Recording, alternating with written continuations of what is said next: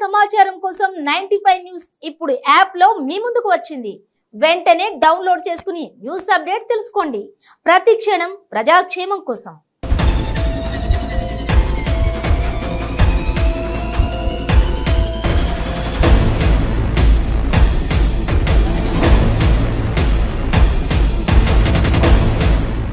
Hi viewers, మీ చుట్టూ జరుగుతున్న పరిస్థితులను గమనిస్తున్నారా?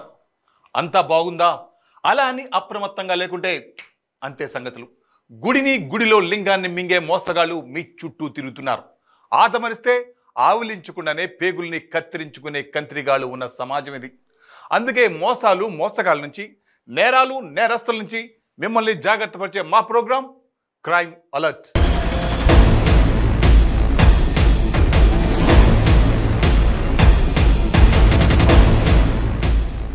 అతను ఒక సర్పంచ్, గ్రామానికి పెద్ద దిక్కు. ప్రజలంటే అతనికి ప్రాణం. గ్రామాన్ని అభివృద్ధి చేయాలనే కసి. డబ్బులు లేవు. ఎలా అభివృద్ధి చేయాలా అని ఆలోచించాడు. ఒక్కటే దారి కనిపించింది. అదేంటి? అప్పు. అందరి దగ్గర అప్పు చేశాడు. గ్రామాన్ని అద్దంలా తీర్చిదిద్దాడు. ప్రభుత్వానికి బిల్లులు పంపాడు. అవి రాగానే అప్పు తీర్దాం అనుకున్నాడు. నెలలు గడిచాయి, ఏళ్ళు గడిచాయి, బట్ బిల్లులు రాలేదు. అప్పులు వాళ్ళు పోరు ఎక్కువైపోయింది. దాంతో మళ్ళీ ఎన్నికలు వచ్చాయి. ఈసారి ఆయన ఓడిపోయాడు. పదవి పోయింది, అప్పులు మిగిలాయి, బిల్లులు రాలే. వచ్చిన బిల్లులు ఎవరో ఆంఫట్. ఇంకేముంది, వేరే దారి లేక ఆత్మహత్యకు ప్రయత్నించాడు. నాగర్ కర్నూల్ ఊరకొండలో జరిగిన సంఘటన ఇది. నాగర్ కర్నూలు జిల్లా ఊరకొండ మాజీ సర్పంచ్ శ్రీనివాసులు పురుగుల మందు తాగి ఆత్మహత్య యత్నానికి పాల్పడ్డాడు.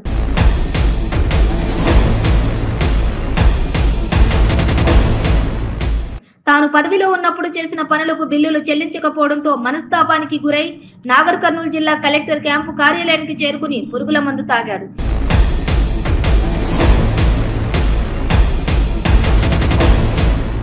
తాను సర్పంచ్ పదవిలో ఉన్నప్పుడు చేసిన పనులకు ప్రస్తుతం సర్పంచ్ గా ఉన్న అతను బిల్లులు డ్రా చేశాడని ఆరోపిస్తున్నాడు.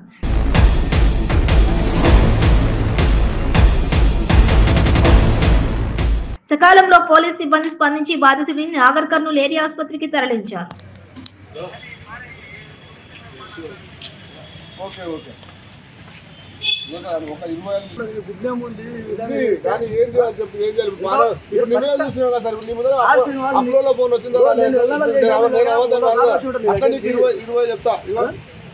మీ దగ్గరికి 10 సార్లు 20 సార్లు చూడండి. టెంపుల్ బందోబస్తు వచ్చినప్పుడు, ఆడికి వచ్చినప్పుడు. నాకల శ్రీనివాసులు, మాజీ సర్పంచ్, ఊరుకొండ మండల్ హెడ్ క్వార్టర్. అయితే నేను గత పీరియడ్లో సర్పంచ్గా పనిచేసినప్పుడు నేను చేసిన వర్క్లకు సంబంధించిన బిల్లులు ఇప్పుడు ఒక్కొక్కటిగా వస్తున్నాయి. అందులో భాగంగానే Boya Bakkaiah house to Kadila Masaiah house వరకు చేసిన 5 లక్షల రూపాయల వర్క్కు గాను 4,34,500 రూపాయలు ఈ నెల అక్టోబర్ 3వ తేదీ నాడు ఎన్ఆర్ఈజీఎస్ ఊరుకొండ గ్రామ పంచాయతీ అకౌంట్లోకి వచ్చినాయి. ఆ అమౌంట్ గురించి మా సర్పంచ్ని సెక్రటరీని అడగగా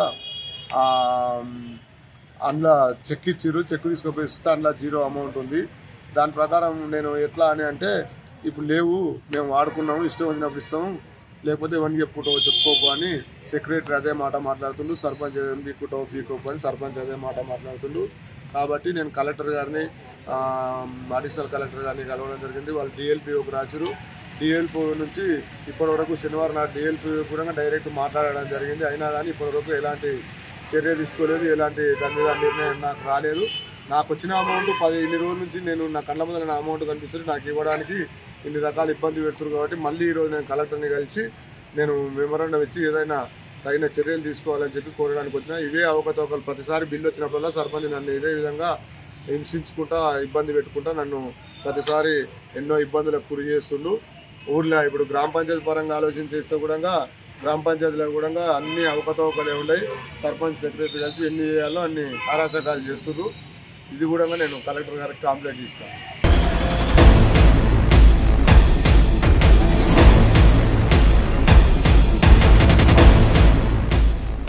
హలో యూత్, మిమ్మల్నేనండి. మీకు MBA సర్టిఫికేట్ కావాలా ఎగ్జామ్ రాయకుండా? అయితే ఓకే. ఇంజనీరింగ్ సర్టిఫికేట్ అయినా ఓకే. B.Pharmacy ఇంకా డిగ్రీ సర్టిఫికేట్ ఇలా ఏదైనా వెంటనే ఇచ్చేస్తారు. ఏ యూనివర్సిటీ నుంచి కావాలన్నా ఏర్పాటు చేస్తారు. మన చేతిలో పనే, రండి బాబు రండి అంటూ ఫేక్ సర్టిఫికెట్లను అడ్డగోలుగా అమ్మేశారు. పల్నాడు జిల్లా పరిధిలోని నరసరావుపేటలో అన్ని రకాల ఉన్నత విద్యా సర్టిఫికెట్లు సరసమైన ధరలకే లభ్యమయ్యాయి. పోలీస్ ఎంటర్ కావడంతో అసలు గుట్టు మొత్తం వెలుగులోకి వచ్చింది. ఫేక్ సర్టిఫికేట్ ముఠా ఆగడాలకు పోలీసులు చెక్ పెట్టారు. పలు ఆసక్తికర విషయాల్లో వారి నుంచి రాబట్టారు. నర్సరావుపేటలోని ప్రకాష్ నగర్ కు చెందిన శ్యామ్ ప్రసన్న MBA చదివాడు. కొద్ది రోజుల పాటు హైదరాబాద్ లో పనిచేసి వచ్చి నర్సరావుపేటలోని సన్నీపేటలో తన ఇంటి వద్ద ఇంటర్నెట్ సెంటర్ ను పెట్టుకున్నాడు. ఈ సెంటర్ లో xerox, Aadhaar card, pan card లాంటివి డౌన్లోడ్ చేయడంతో పాటు జిరాక్స్ తీసేవాడు. అయితే అతని ఇంటి సమీపంలోనే వెంకటరామారావు కూడా నెట్ సెంటర్ నడిపేవాడు. డిగ్రీ చదివిన వెంకటరామారావుకి శ్యామ్ ప్రసన్నకి ఇద్దరికి పరిచయం ఏర్పడింది. అయితే నర్సరావుపేటకి చెందిన మణికంఠ కూడా MBA చదివాడు.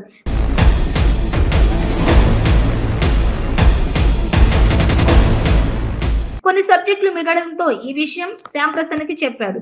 అయితే సర్టిఫికేట్ కదా నీకు కావాల్సింది, నేను ఇస్తానని మణికంఠకి శ్యామ్ హామీ ఇచ్చాడు. ఒక్కో సబ్జెక్టుకు 10,000 రూపాయలు ఖర్చు అవుతుందని కూడా తెలిపాడు. ఆ తర్వాత శ్యామ్ ప్రసన్న వెంకటరామారావుతో కలిసి సర్టిఫికేట్ తయారు చేశారు.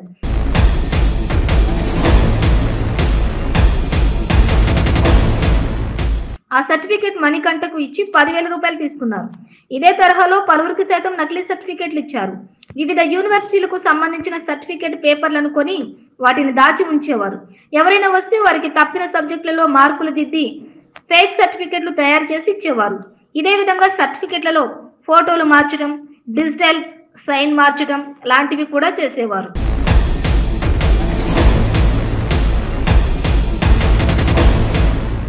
వీరిద్దరూ కలిసి గుంటూరుకు చెందిన మహేష్ తో కలిసి వివిధ సర్టిఫికెట్లు తయారు చేయించేవారు.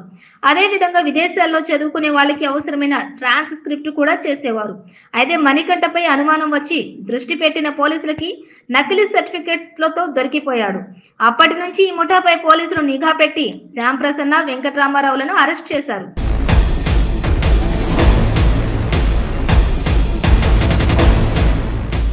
అనంతరం వారి శైలిలో ప్రశ్నించగా అసలు విషయాలు బయటకు వచ్చాయి.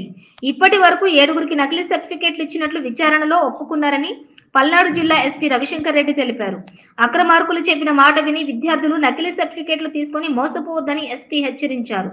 ఈ ముఠాలో మరికొంతమంది ఉన్నారని వారందరినీ పట్టుకుంటామని తెలిపారు. కాగా నకిలీ సర్టిఫికేట్ల ముఠా గుట్టు వెలుగులోకి రావడంతో స్థానికంగా కలకలం రేపింది.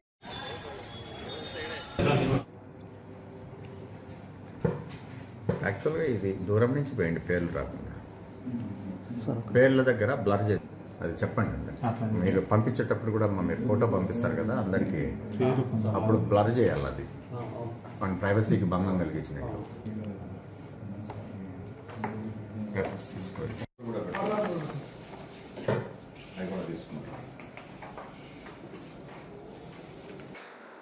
మన ప్రకాష్ నగర్లో ఉండే శ్యామ్ ప్రసన్న కుమార్, ఇతను సైబర్ వేవ్ అనే ఒక షాపు, కంప్యూటర్ షాప్ నడుపుతాడు. అలాగే శాఖమూరి వెంకటరామారావు సైబర్ జోన్ పేరుతో ఇంకొక కంప్యూటర్ సెంటర్ పెట్టుకున్నాడు. ఇలా సైబర్ సెంటర్ పెట్టాడు.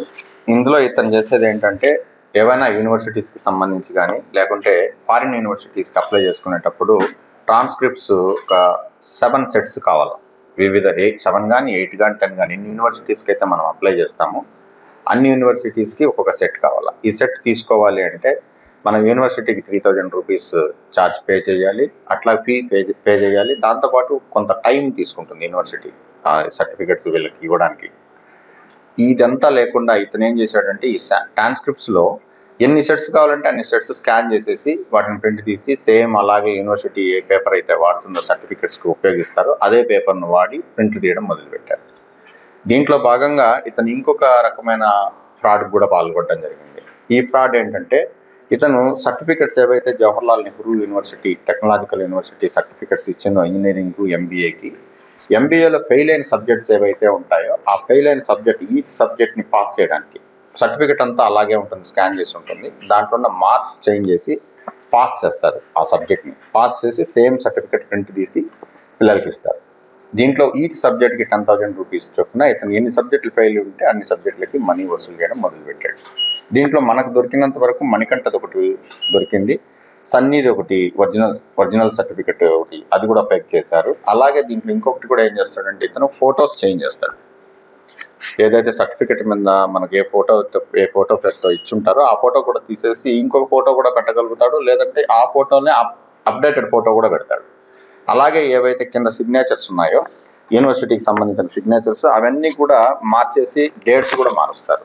మార్చి సేమ్ కాపీలో ఇలాంటి కాపీస్లలో వాళ్ళు మళ్ళా ఇంకొక సర్టిఫికెట్ ప్రింట్ చేసి ఇస్తారు. ఒరిజినల్ మాదిరే ఉంటుంది, 2 సర్టిఫికెట్స్ కూడా ఒరిజినల్స్. ఇవి ఒరిజినల్ కాదు, యాక్చువల్లీ ఫేక్ సర్టిఫికెట్స్. దీంట్లో మార్చేసి ఇవ్వడం జరిగింది. ఇది నరసరావుపేటలో వీళ్ళిద్దరూ కలిసి ప్రసన్న కుమార్ అలియాస్ సన్నీ, వెంకటరామారావు అలియాస్ వంశీ వీళ్ళిద్దరూ కలిసి చేయడం బిగిన్ చేశారు. ఇది బిగిన్ అయిన అతి తక్కువ కాలంలోనే మనం దీన్ని సేకరించడం, ఆ 1 టౌన్ సిఐ దీన్ని పర్ఫెక్ట్గా ఇన్వెస్టిగేషన్ చేశారు. దీంట్లో ఇంకొక ముద్దాయి కూడా ఉన్నారు. ఆ ముద్దాయి పేరు ఇప్పుడే డిస్క్లోజ్ చేస్తే అది ఇబ్బంది అవుతుందని చేయడం లేదు. అతన్ని కూడా తీసుకొచ్చిన తర్వాత ఫుల్ ఫ్లెడ్జ్డ్గా హార్డ్ డిస్క్ అంతా వెరిఫై చేసి, ఆ వెరిఫై చేసిన తర్వాత వచ్చిన డేటాను కూడా అనలైజ్ చేసిన తర్వాత ఇతను కరెక్ట్గా ఎంతమందికి ఇచ్చారు ఇప్పుడు దాకా అనేది మనకు వస్తుంది. అప్పుడు దాకా మనం ఏం చేసామంటే మనకు వాడు మన కన్ఫెషన్ ఇచ్చింది ఏంటంటే అక్యూజ్డ్ పర్సన్, నేను 7 మందికే ఇచ్చాను transcripts for applying for other universities. అలాగే నేను 2-3 సర్టిఫికెట్స్లో మాత్రమే మార్చి పాస్ చేసి ఇచ్చినాను సర్టిఫికెట్స్, ఫేక్ సర్టిఫికెట్స్ ఇచ్చాను. అలాగే కొన్ని సర్టిఫికెట్స్కి ఫోటో చేంజ్ చేసి ఇచ్చాను, కొన్ని సిగ్నేచర్ చేంజ్ ఇచ్చానని కొంతమంది పేర్లు మాత్రమే ఒప్పుకున్నారు. దీంట్లో ఎవరెవరి పేర్లు వస్తాయి అనేది చూస్తున్నాము. నా సూచన ఏంటంటే పిల్లలకి అందరికీ అలాగే తల్లిదండ్రులకు కూడా ఇలాంటి వాటికి పిల్లలకి డబ్బులు ఇవ్వకుండా ప్రోత్సహించొద్దని తల్లిదండ్రులకు చెప్తున్నాను. అలాగే పిల్లలకి కూడా చెప్పేది ఏంటంటే పిల్లలు కష్టపడి తమ స్వశక్తితో చదివితేనే వాళ్ళు ఉద్యోగాలలో రాణిస్తారు. ఏ యూనివర్సిటీలో జాయిన్ అయినా ఆ యూనివర్సిటీలో ఆ కోర్స్ కంప్లీట్ చేయగలుగుతారు. కాబట్టి మీరు ఇలాంటి ఫేక్ సర్టిఫికెట్ల వైపు మొగ్గు చూపకుండా కష్టపడి చదవండి అని నా సూచనగా ఇస్తున్నా. Thank you.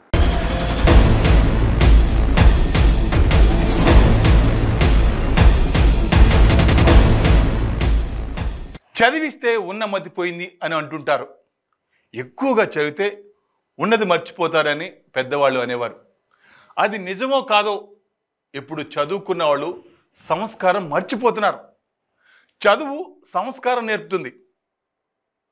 కొంతమంది చదువుకున్న సంస్కారహీనంగా మారుతున్నారు. విచక్షణ కోల్పోయి ప్రవర్తిస్తున్నారు. స్కూల్ డేస్ నుండి చెప్పుకున్న ప్రతిజ్ఞ మర్చిపోతున్నారు. భారతీయులందరూ నా సహోదరులు అని చెప్పిన ఆ మాటను మర్చిపోయి ప్రవర్తిస్తున్నారు. జూనియర్లు అయితే చాలు ర్యాగింగ్ అంటూ వేధిస్తున్నారు. ఒకప్పుడు వాళ్ళు కూడా జూనియర్లే. ఆ విషయాన్ని మర్చిపోయి ర్యాగింగ్కు పాల్పడుతున్నారు. ఆట పట్టించండి, తప్పులేదు. అది నవ్వుకునే విధంగా ఉండాలి, అంతేగాని మనిషిని మనసును బాధ పెట్టేలా ఉండొద్దు. రాజేందర్ నగర్ పశు వైద్య కళాశాలలో ర్యాగింగ్ చేశారంటూ 33 మంది విద్యార్థులను కాలేజీ నుండి సస్పెండ్ చేసి ఎల్లగొట్టారు. రాజేంద్ర నగర్ పశు వైద్య కళాశాలలో ర్యాగింగ్ కలకలం రేపింది. జూనియర్ విద్యార్థులపై సీనియర్ విద్యార్థులు ర్యాగింగ్ జరిపిన వైనం బయలుపడింది.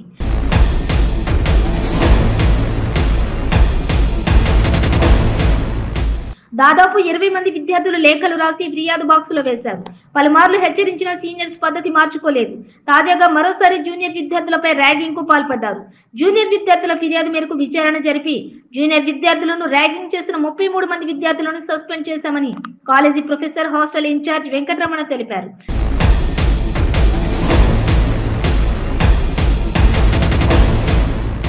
జూనియర్ విద్యార్థుల ఫిర్యాదు మేరకు ప్రత్యేక కమిటీ ఏర్పాటు చేసి 24 గంటల్లోగా ప్రత్యేక కమిటీ ఇచ్చిన నివేదిక మేరకు విద్యార్థులను సస్పెండ్ చేయడం జరిగిందని అన్నారు.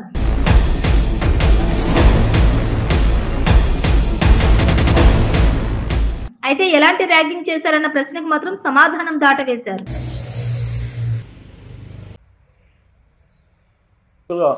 ఇప్పుడు ఈ పిల్లలు ఫస్ట్ ఇయర్ పిల్లలు వచ్చి కూడా మనకి ఇక్కడ దాదాపు 6-7 మంత్స్ 8 మంత్స్ అయిపోయింది. వాళ్ళకు కూడా ఎగ్జామ్స్ రాస్తున్నారు, సీనియర్ ఎగ్జామ్స్ రాస్తున్నారు. మేము ఇక్కడ యాక్చువల్గా ఈ యాంటీ ర్యాంక్ కోసం చాలా మెజర్స్ తీసుకుంటాం హాస్టల్స్లో. ఫస్ట్ పిల్లలు పేరెంట్స్ తోటి మేము అడ్మిషన్ అప్పుడే వాళ్ళ గురించి అండర్టేకింగ్ తీసుకుంటాం. మా పిల్లలు ర్యాగింగ్ ఎట్టి పరిస్థితిలో చేయరు, చేస్తే మీరు ఏ విధమైన యాక్షన్ తీసుకోండి అని పేరెంట్స్ దగ్గర మేము అండర్టేకింగ్ తీసుకున్నాం. పిల్లల దగ్గర కూడా మేము ర్యాగింగ్ చేయమని చెప్పి అండర్టేకింగ్ తీసుకున్నాం. యాంటీ ర్యాగింగ్ కమిటీస్ వేస్తాము. హాస్టల్స్లో మా స్టాఫ్ టీచర్స్ ఇద్దరిద్దరు టీచర్స్ చొప్పున గర్ల్స్ హాస్టల్లో ప్లస్ బాయ్స్ హాస్టల్లో యూజీ హాస్టల్స్లో నైట్ ఉంటారు వెళ్ళి 4 to నెక్స్ట్ డే మార్నింగ్ మళ్ళీ కాలేజ్ స్టార్ట్ అయ్యేంత వరకు ఇద్దరు స్టాఫ్ మెంబర్ వెళ్ళి హాస్టల్లో ఉంటారు డ్యూటీ చేసి మళ్ళీ. ఎందుకంటే ఇవి ర్యాగింగ్ రూల్స్ చాలా స్ట్రిక్ట్గా ఉంటాయి. పిల్లలు తెలిసి చేసినా తెలియక చేసినా మళ్ళీ తర్వాత వాళ్ళు ఇబ్బంది పడతారన్న ఉద్దేశంతో అదే చెప్తున్నారు. సో ఇవన్నీ స్టెప్స్ మేము తీసుకుంటాం. హాస్టల్లో సీసీ కెమెరాస్ ఉంటాయి, తర్వాత యాంటీ ర్యాగింగ్ కమిటీస్ ఉంటాయి, తర్వాత ప్రిన్సిపాల్ నెంబర్ అన్ని నెంబర్స్ హాస్టల్లో డిస్ప్లే ఉంటాయి. సో ఇన్ని ఫెసిలిటీస్ వాళ్ళకి ఇంత అవేర్నెస్ కల్వే చేస్తాం.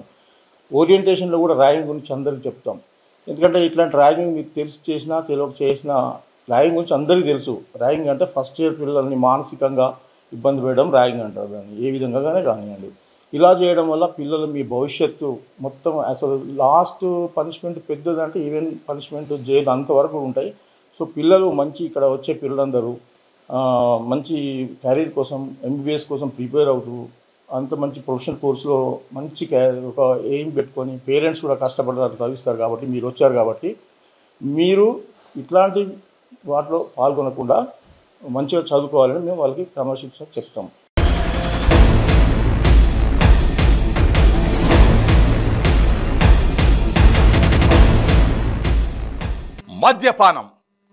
మద్యపానం ఆరోగ్యానికి హానికరం.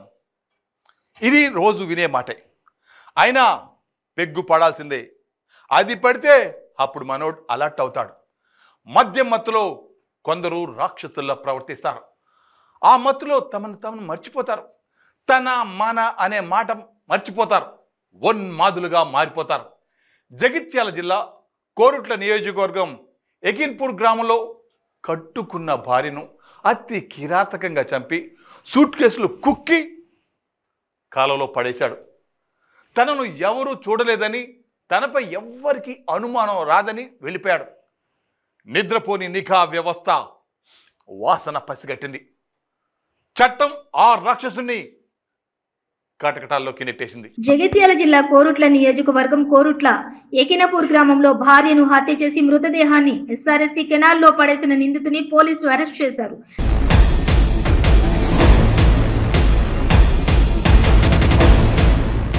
మద్యానికి బానిసైన నిందితుడు భార్యను హత్య చేశాడని పోలీసులు తెలిపారు. నిన్న ఉదయం కోరుట్ల మండలం ఎకిన్పూర్ గ్రామానికి చెందిన సుధీర్ అనే ఒక యువకుడు తన తల్లి గంగరాజం ఇంటి వద్ద కనిపించట్లేదని అతను 26వ తారీఖున గోవా వెళ్తాడు. గోవా వెళ్ళి మొన్న నైట్ 29th నైట్ ఇంటికి వచ్చే వరకు ఆమె ఇంటి దగ్గర లేదు. తర్వాత తండ్రి కూడా కనిపించట్లేదని చెప్పి ఆ తల్లి కనిపించకపోవడం విషయంలో తండ్రి మీద అనుమానం ఉందని చెప్పి మాకు దరఖాస్తు చేయడం జరిగింది. ఆ విషయంలో నిన్న పొద్దున అంటే 31st అక్టోబర్ 2022 పొద్దున 7:30 గంటలకి కోరుట్ల పోలీస్ స్టేషన్లో ఎఫ్ఐఆర్, ఇది హత్య కేసుగా ఎఫ్ఐఆర్ నమోదు చేసుకోవడం జరిగింది. ఆ విషయంలో నిన్న విచారణ జరిపి ఈ దరఖాస్తు వచ్చినటువంటి 2 గంటల్లో ఇతన్ని నిందితుడిని దీంట్లో అరెస్ట్ చేయడం జరిగింది. ఈ నిందితుడి యొక్క వాంగ్మూలం ప్రకారము ఈ నిందితుడు బాగా తాగుడికి బానిసై ఆ రోజు తెల్లవారుజామున 4 గంటలకి ఆ నిందితుడి భార్యకి జరిగినటువంటి ఘర్షణలో ఇంట్లో ఉన్నటువంటి ఒక రోకల బండ తీసుకొని భార్యని తీవ్రంగా ముఖం మీద కొట్టడం వల్ల ఆమెకి గాయాలే ఆమె చనిపోయింది. ఆ తర్వాత ఈ నిందితుడు భర్త, ఇతని పేరు ఎర్రచంద్రయ్య, ఇతను ఆమె ఒంటి మీద ఉన్నటువంటి బంగారాభరణాలు తీసుకొని ఆమెని ఒక 2 యూరియా బ్యాగుల్లో మూట కట్టి తెలివిగా ఎవరికి తెలియకుండా శవాన్ని మాయం చేయాలనే ఉద్దేశంతో ఎకిన్పూర్ గ్రామ శివారులో ప్రవహించే ఎస్ఆర్ఎస్పీ కెనాల్లో పడవేయడం జరిగింది.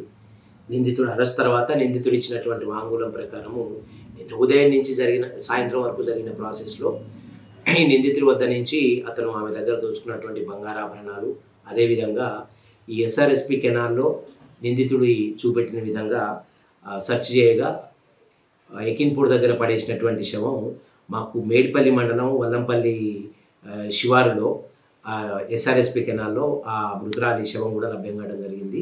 ఆ శవానికి పంచనామా అవి జరిపించినాము. ఈ విషయంలో నిందితుడిని నిన్న రాత్రి అరెస్ట్ చేయడం జరిగింది. ఈరోజు ఇతన్ని కోర్టులో ప్రొడ్యూస్ చేస్తూ ఉన్నాం. సో ఈ కేసులో మాకు ఫిర్యాదు వచ్చినటువంటి 2 గంటల్లోనే మా సిబ్బంది ఎస్ఐలు శ్యామరాజ్, సతీష్, మిగతా అందరూ కూడా చాలా కష్టపడి పనిచేసి చాలా తక్కువ పీరియడ్లో ఈ నిందితుడిని పట్టుకోవటమే కాకుండా నిందితుడి వద్ద నుంచి అతను దొంగిలించినటువంటి సొమ్ము, అదేవిధంగా నిందితుడు మాయం చేసే ఉద్దేశంతో కెనాల్లో పడేసినటువంటి శవాన్ని సైతం స్వాధీనం చేసుకొని నిందితుడిని అరెస్ట్ చేయడం జరిగింది. ఉన్నతాధికారులకి మా సిబ్బందికి వీళ్ళకి రివార్డ్స్ గురించి మేము ప్రపోజల్స్ పంపాము.